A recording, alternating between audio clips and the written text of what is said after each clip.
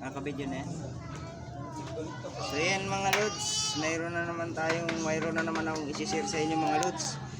Ayan yung inyong housing filter mga lods. Ayan. Napapansin nyo mga lods, yan maraming tumatagas na rin yung langis. Siyempre yun na nga ang sabi ko mga lods, kung wala pa kayong pambiling o-ring, dapat ang papalitan nyo mga lods yung itong o-ring na to. Mayroon din kasing nabibili nito mga lods na mga lumalabas na mga lokal maliliit. Binibili mo ba ako? Kaya tulad nito mga lods, yan nabili maliit. Dapat yung malaki mga lods, yung apaw dito sa ano mga lods, yung pag bumili kayo ng o-ring nito, medyo apaw dito sa kanyang bakal na to dito, medyo apaw kunti yung kanyang o-ring. Kasi kung pantay lang yan mga lods, halos tatagas pa rin yung langis yan mga lods. Kaya mga lods, gagawa na natin ang paraan to mga lods. At yun na nga ang sabi ko mga lods, kung wala pa kayong pambiling o-ring at gusto nyong marimedyohan muna na hindi tatagas, ang gagawin nyo lang mga lods, lagyan nyo lang ng gasket maker mga lods, liquid.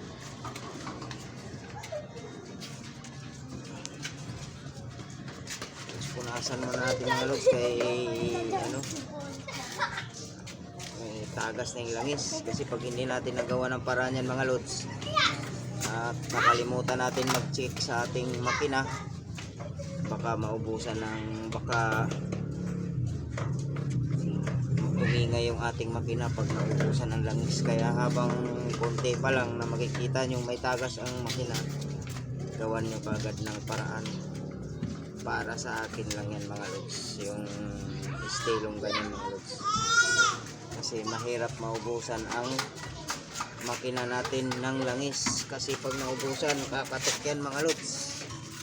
Pagkatok, baba ang makina, ang laki ng gagastusin natin mga lods. So yan, ito na naman yung ating gasket mga lods. Yan, naglalangis na siya, hindi lalagyan uli natin ng gasket maker. Yan, yan lang yung ating lalagyan mga lods, oh. Yung o-ring lang sa ibabaw. Hindi nyo naman kailangan lahatin na yan mga lods. Yan lang yung o-ring yung lalagyan natin. Yan, share ko lang to sa inyo mga lods. Kasi siyempre sa mga professional nyan mga lods, alam na nila to mga lods. Pero siyempre sa mga baguhan mga lods, yan, para may makuha silang mga kahit technique lang ba mga lods o pamamaraan, meron silang makuha. Kaya natin sinishare sa mga lods. Yan, sa ibabaw lang natin lagyan yan mga lods. Yung pinaka-o-ring nya, doon lang natin lagyan sa ibabaw.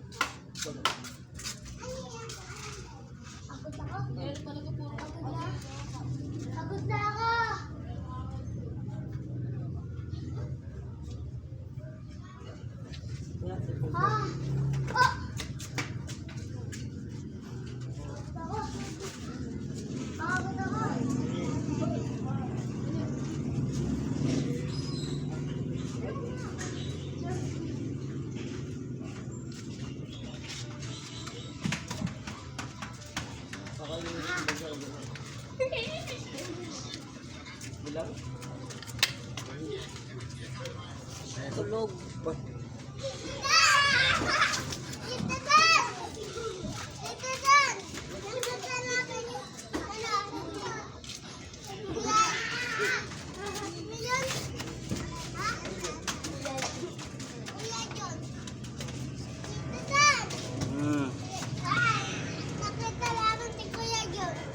Sabi? Nakita din kami.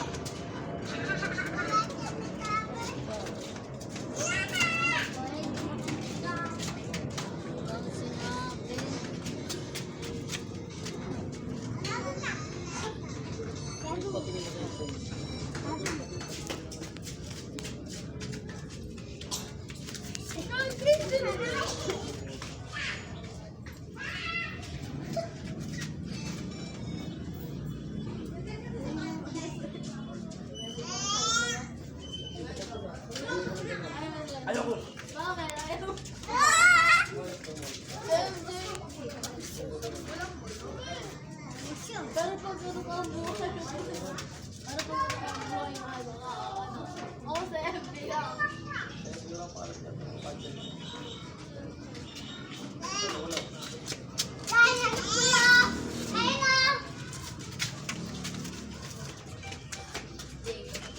Huli ka! Ano? Huli ka! Ano? Ano? Talo ka! Ano? Huli ka na! Patay ka!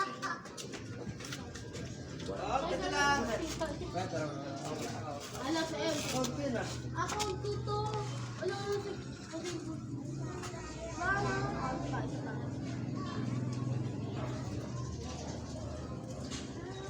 So, ayan mga lods, pagsalpak nyo mga lods, yan, ito yung butas na dalawa, tapos nandito yung butas na dalawa mga lods. Yan, dito nyo lang itapat yung butas. Ito lang! Shortcut daw kami ni Gerdo. Sabi! Sabi ni Gerdo, shortcut kami.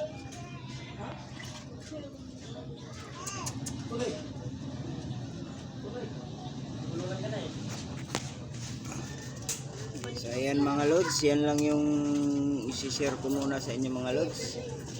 Ayan. Thank you for watching. Ayan, at kung bago lang kayo sa aking channel mga lods, huwag niyong kalimutan yung i-bell yung ating notification bell para updated kayo sa mga bago kong videos. Ayan, maraming salamat. Ayan, Toron Vlog.